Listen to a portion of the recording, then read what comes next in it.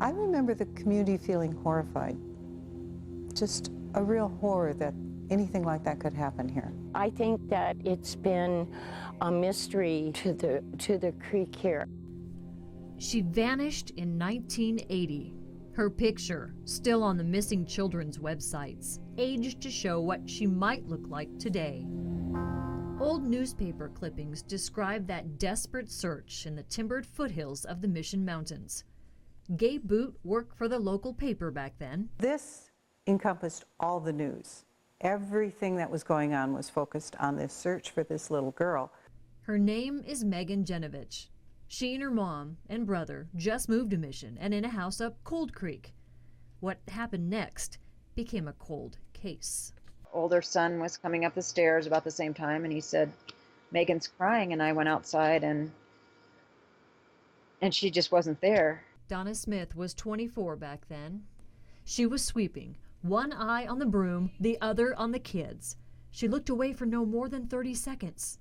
That was all it took. I had just seen her just outside on the side of the house that had all the windows. She was right there on the porch, and then she was gone.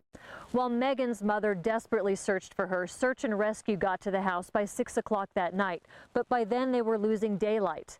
And then it started to rain, and then it started to snow. The creek went from being just a narrow little stream to being almost a raging river. Lake County Undersheriff Dan Yonkin believes Megan probably fell in the creek and was swept downstream, or an animal quietly took her. I remember standing arm to arm with people and a big giant lion and walking through the woods, checking everything, turning over everything. Pablo Espinoza was there. He recalls the frustration of the search. Hundreds of people looking for days, looking everywhere, finding nothing. No clothing, no blood, no tracks. It's unusual, and why Yonkin understands why Megan's mom believes her daughter was kidnapped. One of her points, and I understand, is there's no sock, there's no shoe. There's no, I mean, how could you have that many people searching this large of an area if an animal took her and something didn't drop? And the cat's not going to eat her clothing. That was just, it's too quick to have happened with her just wandering off. She wasn't the kind of child that ever wandered off, and she was just gone. That's why I think that that somebody actually took her. Megan's disappearance is classified a non-family member abduction. Donna says her daughter might not know she's missing. Just this fall, a woman from Las Vegas submitted a DNA sample to the Lake County Sheriff's Office, thinking she might be Megan. He had some beliefs based on her history, family history, and also her appearance.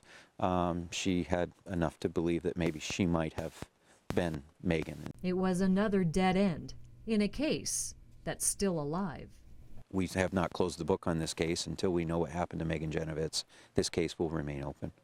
On special assignment, Jill Valley, MTN News.